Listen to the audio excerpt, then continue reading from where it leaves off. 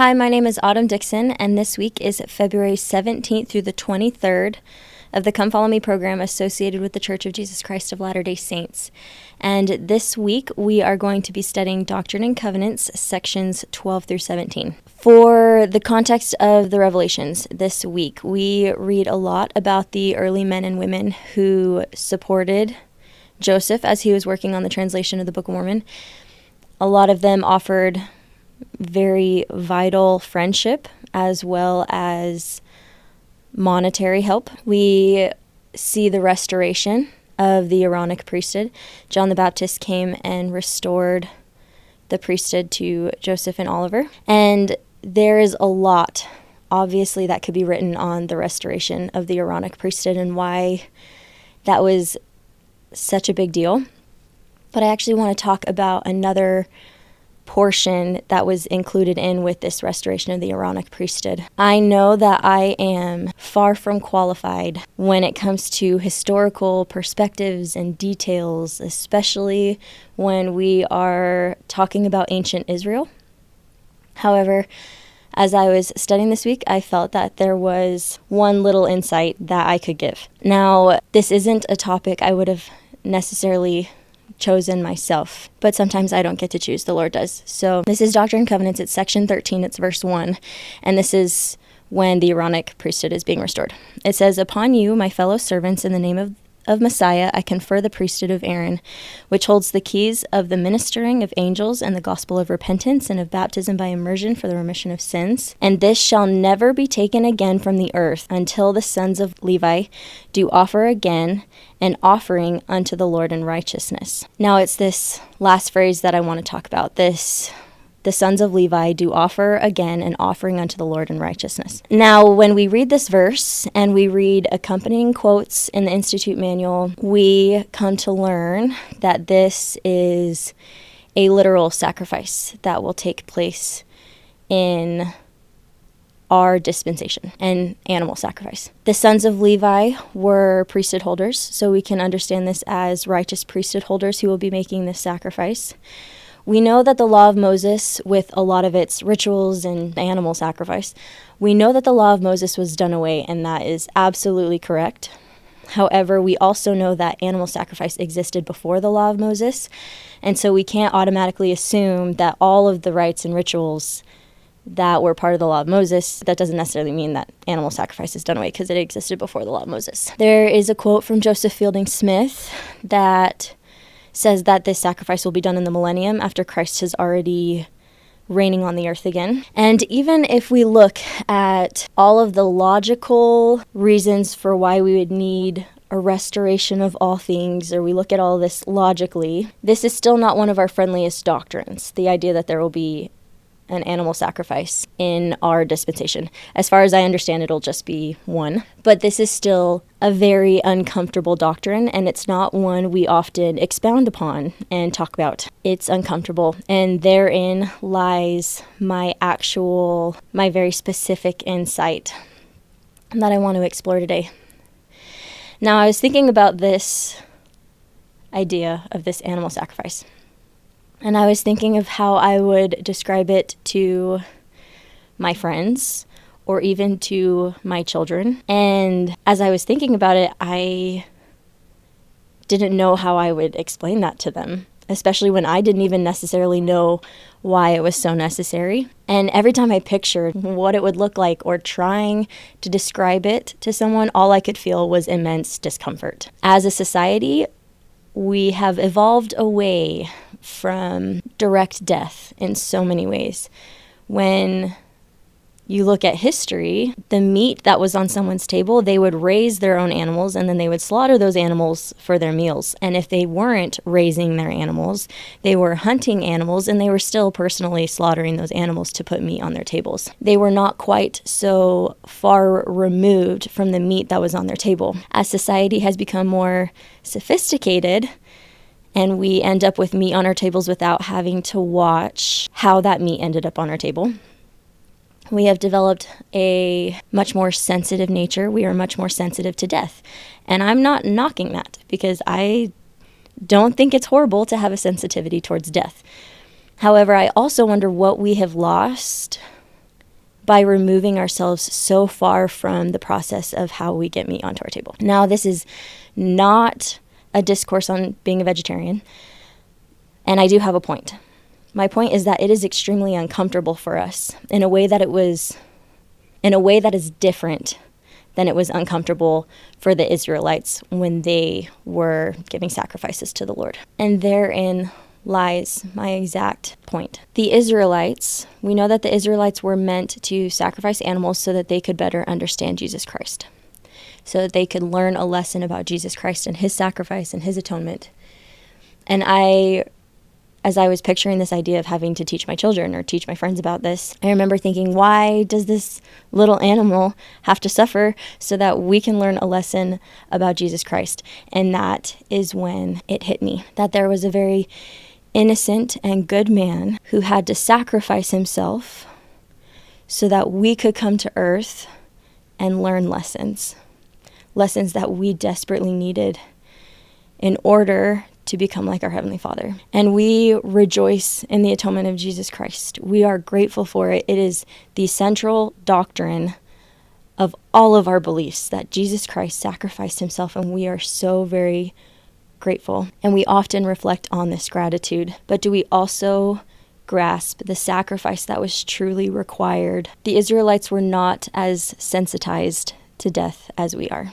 They knew what it meant when there was meat on their table. But perhaps because we are far removed from what it takes to get meat on our table, perhaps it drives the lesson home even more. Perhaps we look at this idea of an animal sacrifice in modern times, and it feels extremely uncomfortable. It feels wrong. It feels wrong to think about. We ask ourselves, isn't there some other way that we can learn about Christ and his atonement? But then you take those feelings, this is uncomfortable, this is wrong, isn't there some other way? We take those feelings and we can apply that in a very poignant way about the Savior Jesus Christ. I wonder what emotions we would be feeling if we were able to watch a vision of the Garden of Gethsemane. Whether we would be looking at it and being like, this isn't a good man, the best man that ever lived. This is wrong. We don't torture people anymore. Isn't there some other way that we can come to earth to learn these lessons? It's not enough to simply logically understand the atonement of Jesus Christ. If we want to experience the depth of the love that Christ felt for us when he chose to make this sacrifice, if we want to feel gratitude on the level that it changes us, if we want to draw ourselves as close to the Savior as he wants to be to us, we have to understand the atonement emotionally. We love the atonement of Jesus Christ. We love celebrating it.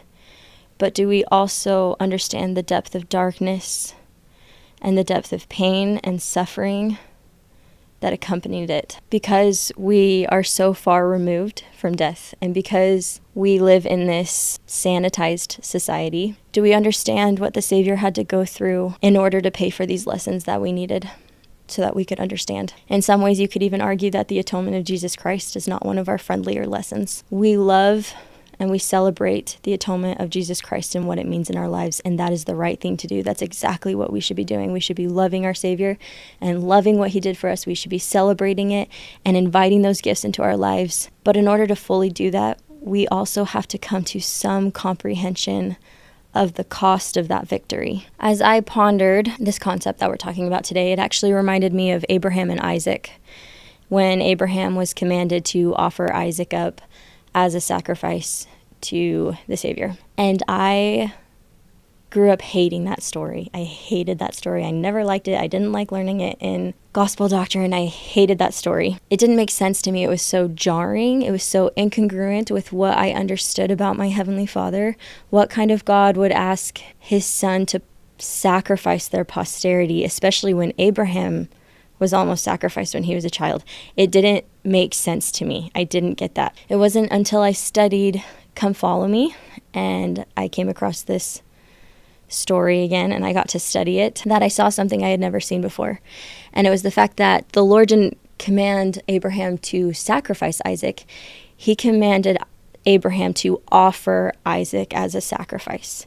And that was important because the Lord had never intended on actually accepting that sacrifice. It was never actually part of the plan to sacrifice Isaac. And that might seem a little more comforting, but it gets better. Because some people would argue that it was extremely cruel that the Lord would still put Abraham through this ordeal. That the Lord would be like, sacrifice your son so I can see how devoted you are to me. It seems cruel and wrong that a God would do that. But when we really, I think about the agony that Abraham must have been experiencing, whenever I even get a thought in my head about one of my kids dying, I can hardly breathe.